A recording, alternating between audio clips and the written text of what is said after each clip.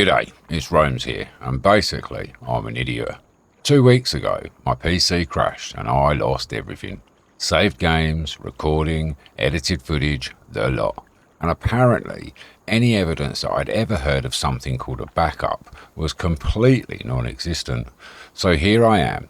I've been sentenced to the Punishment Plateau with one simple directive: produce 1,000 pallets of clothing in a single growing season. I mean, 1,000. That's ridiculous. You'd expect them to provide at least some proper tools, maybe a spinney, possibly even a clothing factory. But no, all I've been given is an endless field of grass and a few hand tools. So we put on some serious music and we got straight to cutting.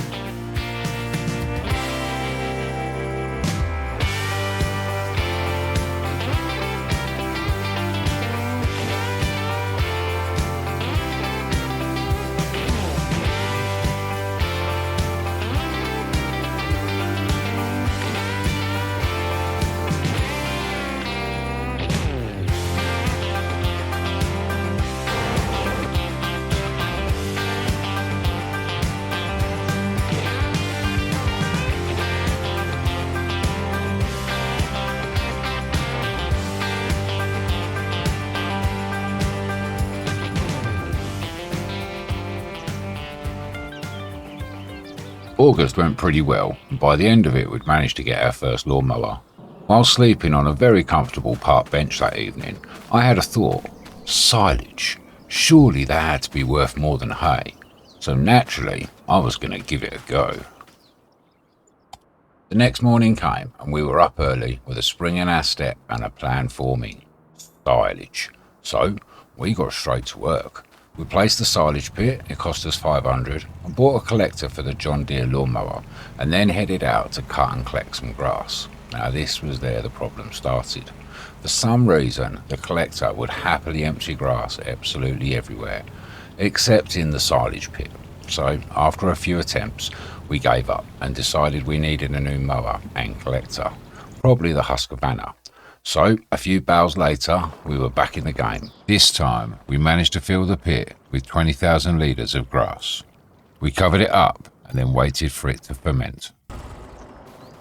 All right then, silage time. So, how do we open it? Oh, yep, like that. Nice, look at that. Open the middle. Oh, no. Okay, open this bit. Top end opened. Okay, what's going on? Come on, let me open my silage. Oh man, I've got broken silage. First silage test is a fail.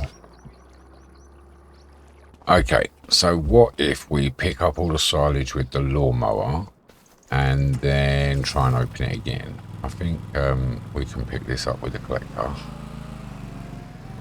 Yep, nice. Alright, so let's collect all this up. And then, yeah, we'll see if we can then open it with the, see if we can open it. Nice, right. So, what options have we got now? None. Still none. Come on, silage. You're my ticket to freedom. Millions of dollars in cash. My torch isn't going to help. Alright, so what if we, I don't know, collect the other side and then try and open it? I'm sure I'm missing something. I wonder if we can collect it through the plastic. No. Let's have a try. Alright, so let's pick some of this up. And we'll probably have to nip to the shop and sell it. We'll do our first silage sale. Of what, 3,500 litres? I'm not sure why I did it so far away from the sale point. I could have done it next door.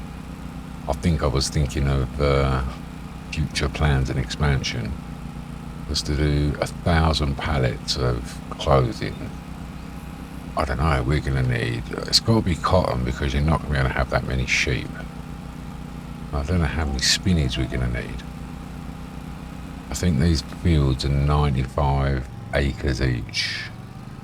And there's what? 8 of them. Alright, first silage sale. How much do we get? Oh, the money's going up.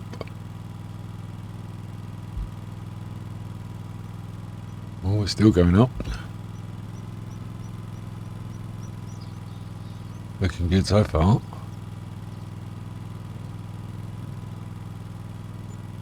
Alright, nice. So what's that, 757? It's not too bad, I suppose. I think it's definitely more than the hay would have been. It would have been about, what, 3 bales of hay? Is there 600 each? No. 6, 12, 18. That'd have been about 4 or 5 bales of hay. My match is terrible. Alright, so hopefully we can pick the rest of this up. And then try and open it up again. If not, I don't know what we're going to do. I suppose we're going to have to get rid of it. I'm wondering whether it's because it's a mod, basically. Punishment Plateau Authority have made a mistake in their use of equipment. I'll blame it on them. Definitely not me, I'm sure of it. Alright, let's get this last little bit and we'll try again. Come on. Alright, nice. Okay. So, what options do we get now? No, still none. Why do we not get the option to lift it? It's a buggy bunker. A buggy silage bunker, I think. Alright, yep. I don't think this is working. I think we're going to have to, I suppose, just sell it. Not getting any options at all. Yep. Alright, you are sold. More grass then, I guess. So, that's exactly what we did. We cut a big area in front of the sales station, put as much grass there as possible. Then, we ran around with the tedder and turned it all into hay. Nice big mountain of it. Next, the windrower. We actually used it this time. And then the baler. Now, you might ask at this stage, why didn't I pick up all the hay with the lawnmower? Yeah, that's something I worked out a bit later. But all of this was so we could afford to get our next silage. So now we move on to silage test 2. We went bigger this time. 9,000 we spent on that silage pit. We filled it, we compacted it, we wrapped it, and then we weighed it. All right then, let's go check our silage. All right, look how big that bunker is. I so wish I hadn't built it so far away, but still. It is what it is. Right, hopefully we can empty it all and have no problems this time. That's what we're hoping for. God, I might need to get a motorbike or something just to get around, I reckon. Grass is looking good, ready to harvest again. Alright, how's our silage doing? And now it's ready. Nice. Okay, front bit open. No option for the middle. No, no, yes, no. Is it just on the top bit again? There's nothing for the middle here. There's just nothing for the middle again. Alright, I think I need to go back and work out what's going on with this. This is frustrating. So, we sold what silage we could, and then for a second time, we sold the bunker.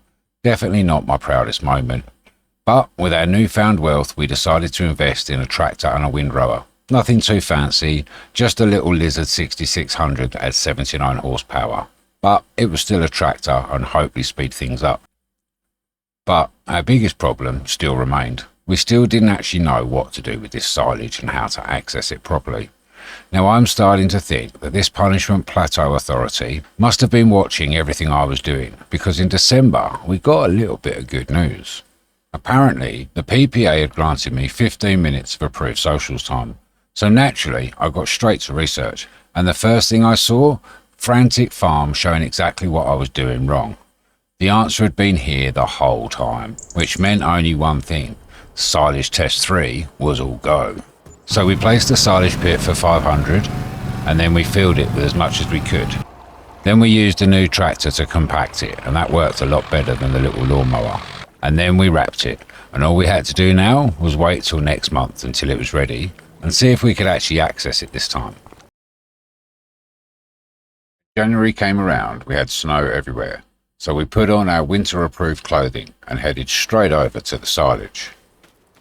Unfortunately, silage wouldn't be ready till lunchtime, so we grabbed a few upgrades for the tractor and then back to the silage, and it was ready to open. So we popped open the bottom and then the top as well. And then we cleared that up with a lawnmower and sold a bit ready for the tractor. So we hooked up the bucket and headed straight over. This was the test. Now it definitely took us a few goes, but with the magic of editing, it looks like I did it first time. But we definitely struggled. But one time when we were doing it, after failing again, we just reversed off, and then all of a sudden it opened up. Don't know how, don't know why, but it worked. So we thought we'd have a go at the other side as well, and something very similar happened. We tried the once with no luck, and then we literally just drove off it. And it opened up again. So I'm not quite sure how the silage works, but we can definitely access it now. So we collected up all the lovely silage and then sold it all as well. Now the main problem was we'd got very carried away with silage, and what we'd forgotten is what we were here for, the cotton. And with it being January, planting season started tomorrow. So we had a bit of a problem. We definitely were running out of time. So we checked the shop and got this cultivator, which was pretty much the only one that would fit on our tractor. We cued the music and we got going.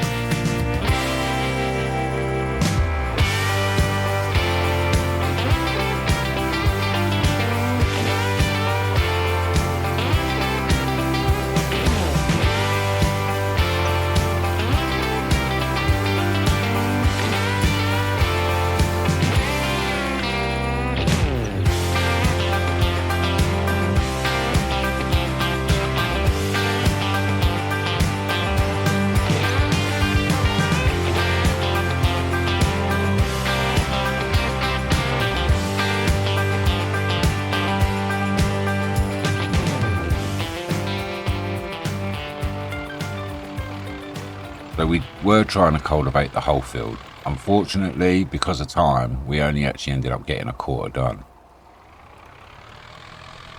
But we had our first field cultivated and it was ready for planting tomorrow.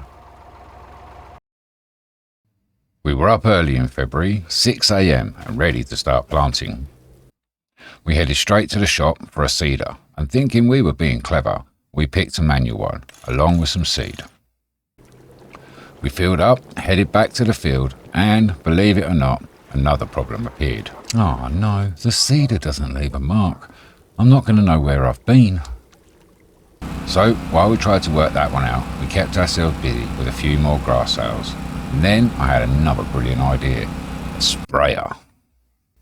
Surely spraying the ground would leave a mark in the snow, so I'd know where I'd been. But, as you've probably already guessed, it didn't leave a mark at all. So we waited for a little while, and then we were finally ready. First we sprayed the ground and then started seeding. Unfortunately, we still had the same problem. The seeder still wasn't leaving a visible mark, which meant I had absolutely no idea what had been planted and what hadn't. So, new plan, lease some proper equipment. We leased a Mahindra 86 110p enclosed tractor for $1,275 with an operating cost of $525 per hour. Then we added the Agro Maz Falcon 3 seeder for another $765 with another $315, and those hourly rates will come into play later. But as soon as we started seeding, we found our next problem. Even though the tractor had 110 horsepower, it was really struggling with the seeder. We'd crawl along about 1 mile an hour, jump up to 3 or 5 and then straight back down again. So the new plan? Bigger tractor. We picked up a Challenger MT6000 series with 160 horsepower, costing about $3,000. And without even thinking about the money at all, I just accepted the lease. We climbed into this absolute beast of a machine, booked up the cedar and started again. And oh my god, it works like a dream. I honestly could not have been happier. Our first proper seeding was finally underway. So happily trundling along with the cedar, all of a sudden, bang, we got hit with a massive bill. I'd completely forgotten about the hourly operating charge on the tractor and the cedar. So we did what any sensible prison farmer would do. We went to bed for the night. Next morning, we went out to inspect our work. And to say the field was patchy was definitely an understatement. There were massive bits missed everywhere, but you know what? Our first crop was in, and we still had the rest of the day to try and do some more. So we needed some more of their precious production credits, and this is where it finally clicked, that we could just collect grass with the mower and sell it directly. We didn't make as much as we would from hay, but it was a lot quicker, and before long the balance hit 5,000.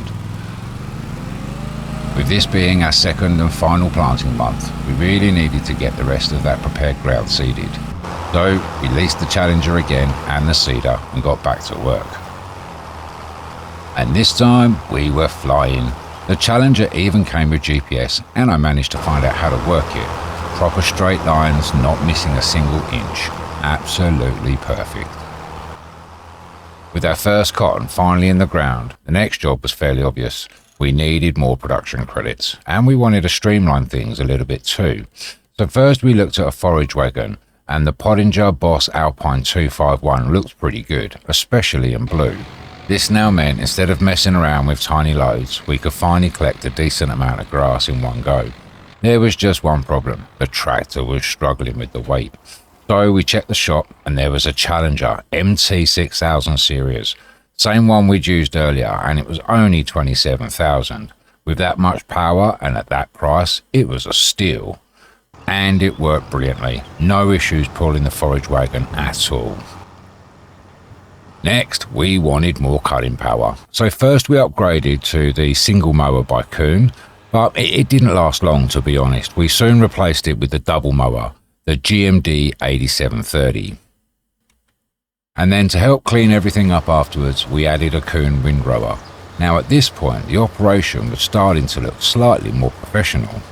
Now we thought it was probably time to put in a road and some gravel areas. We've already added a small maintenance shop and a little petrol station. For the first time, the plateau was starting to look a bit like a settlement. I'm not sure we could quite call it a farm yet though. And of course, we weren't finished buying mowers yet. Next came one for the front. It was a GMD 3123, which naturally meant we need another tractor. So we found this JCB Fast Track's 130 horsepower for only 28k. And thankfully, this one did the job perfectly. With all the new equipment working together, we started running 2 silage bits, averaging about 100k each per load. And suddenly, silage wasn't the frustrating experiment we started with anymore. It was now becoming our main source of their production credits. And then October came around, which meant our first crop was finally ready to harvest. Now there was a proper harvester available. The problem was it was about 15,000 to lease and another 6,000 per operating. Even with around 56k in the bank, there was absolutely no chance I was going to pay for that. So you guessed it, we went manual.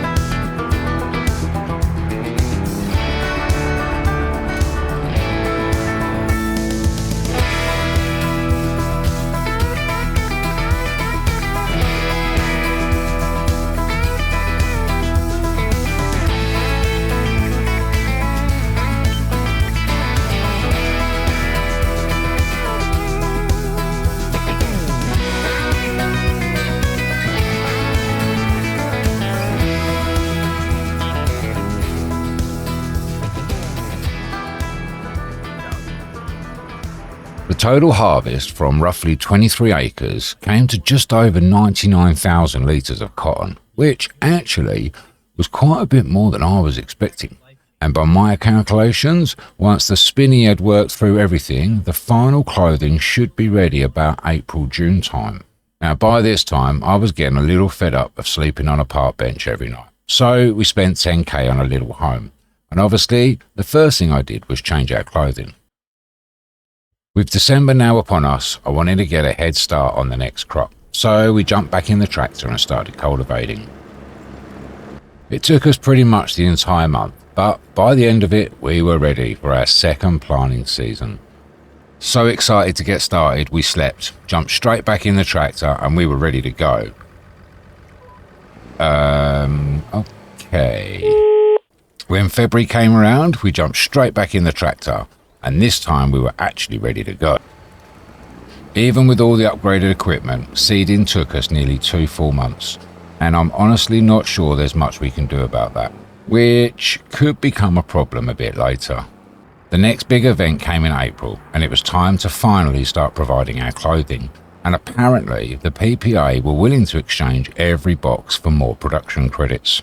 Our first load was around 12,000 litres of clothing, and when we delivered it, they gave us 236,000. I was gobsmacked. 236,000 production credits from just one load, and that was only the beginning. Before long, we had more than 500,000 sitting there, and the spinney still wasn't finished. So while we waited, the spinney just kept working. Cotton into fabric, fabric into clothes, more boxes appeared. And when we sold them, over 735,000, just from 23 acres. Unbelievable. After all that, we took things a little easy through the rest of June, and considering the state of the machinery, we decided it was probably time to start giving it a bit of a clean. And then July arrived, which apparently meant it was time for our first official production report with the PPA. So, naturally, I changed into our Sunday best, and then headed towards the terminal.